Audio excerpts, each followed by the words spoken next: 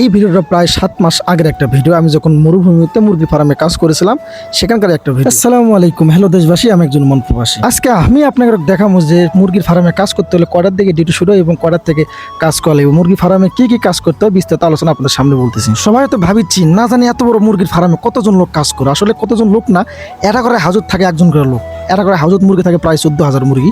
14,000 মুরগি কিন্তু একজন লোকের দেখা লাগে।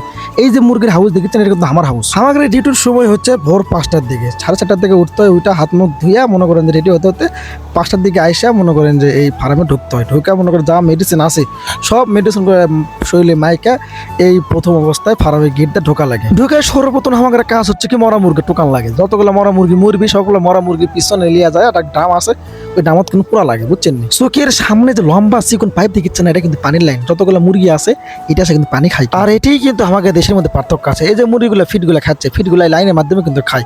আর ওই যে লাস্টে দেওয়ালের সাথে দেখেন, ওরা শুধু মোরগ খাবে, এমনি ডিগিগুলো খাবি, ওইদিকে মোরগগুলো খাবি, বুঝছেন? ওই যে বড় বড় 4টা ডাব্বা দেখতে পাচ্ছেন, 3টা হচ্ছে মুরগির ডাব্বা, এমরা 3টা মুরগির ডাব্বা, ওমরা 3টা মুরগির ডাব্বা। আর সাইডে একটা করে মোরগের ডাব্বা দেওয়া আছে, ওটা ছিল মোরগের খাদ্য আসবে, আলাদা খাদ্য। এই পাইপের মাধ্যমে করে কিন্তু ফিটগুলো আসে। আর ফিটগুলা বিভিন্ন যে চেন আছে, চেনের মাধ্যমে কিন্তু ফিটগুলো পরিচালনা করা হয়। আর এই হলো আমার ড্রেস আপ। এই ড্রেস পরে আমরা ডিউটিতে আসি। বর্তমানে একটা জিনিস হলো কি যে এইখানে ডিম কিন্তু সবগুলো ডিম পাড়া মুরগি। লম্বা যদি আমি ধরি, ওই পাশ থেকে পাশ হাঁটতে প্রায় 5 মিনিট সময় লাগে। সাধারণত হাঁটতে 5 থেকে 6 মিনিট সময় লাগবে, এতক্ষণ লম্বা। আর বিশেষ করে হচ্ছে কি বাইরে যদি তাপমাত্রা থাকে, ঘরে সে তাপমাত্রা ঢুকবে না। এমন একটা সেন্সর দেওয়া আছে, সেন্সরের মাধ্যমে কিন্তু তাপমাত্রা নিয়ন্ত্রণ করা হয়। আর এখানে কিন্তু এসির ব্যবস্থা। সবচেয়ে মজার বিষয় হলো এখানে যে এসি চলে, এসি কিন্তু কারেন্টে চলে। এখানে প্রাকৃতিক উপায়ে ঘরের ভিতরে ঠান্ডা হাওয়া প্রবেশ করা হয়। যে দেখতে পাচ্ছেন আমার হাতের বাম সাইডে দেখতে পাচ্ছেন যে খোলা জায়গা আছে, খোলার পাশে আপনার পানির ব্যবস্থা করা আছে। পানি থেকে হাওয়া আসে, হাওয়া থেকে মনে করেন যে ভিতরে ঠান্ডা বাতাস প্রবেশ করা। এই ঠান্ডা বাতাসটা একদম সেম বাংলাদেশ আবহাওয়া। এখানে একটা মজার বিষয় হলো যতগুলো মুরগি দেখে পাচ্ছে, সবগুলো মুরগি পায়খানা করে জালির উপর আইসা। আর জালির উপর আইসা পায়খানা করে, পায়খানাগুলো বছরে কিন্তু একবারই পরিষ্কার করে। আর নিচে যে তুষ আছে বা বিভিন্ন ধরনের কাঠের গুঁড়া আছে, এই গুঁড়া কিন্তু কখনো চেঞ্জ করা হয় না। একবারে মুরগি বিক্রি করার সময় ঠিক 1 বছর পর যখন মুরগি বিক্রি হয়, তখন এই গুঁড়াগুলো একবার চেঞ্জ করা হয়। তারা কোনো চেঞ্জ করার কোনো সিস্টেম নাই। আর শুনলে অবাক হবেন, এই মুরগিগুলো কিন্তু একটা 9 মাস ডিম দেয়। যেহেতু ডিম পাড়া মুরগি 9 মাস একটানা ডিম দিবি, এর মধ্যে কোনো ছাড়াছাড়ি নাই। 9 মাস শেষ, ডিম পাড়া অফ করে দেয় আস্তে আস্তে। আর এই ডিম পাড়ার জন্য কিন্তু ওই যে ঘরগুলো দেখছেন, ঘরে যায় কিন্তু ডিম পারে।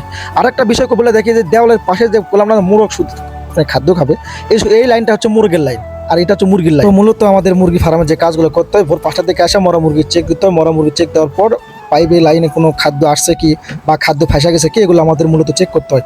তো বাংলাদেশের মুরগি চাষ করে কিভাবে ডিমালা মুরগিতে এবং ওমানের ডিমালা মুরগিতে কীভাবে চেক করে বা চাষ করে, এটা আপনাদের এই ছোট্ট একটা ভিডিওর মাধ্যমে দেখানোর সুযোগ করে দিলাম। যদি ভিডিওটা ভালো লাগে থাকে, অবশ্যই একটা সাবস্ক্রাইব, একটা কমেন্ট, একটা লাইক করবেন, কেননা একটা ভিডিওর প্রতি আমাদের অনেক পরিশ্রম থাকে, অনেক কষ্ট থাকে।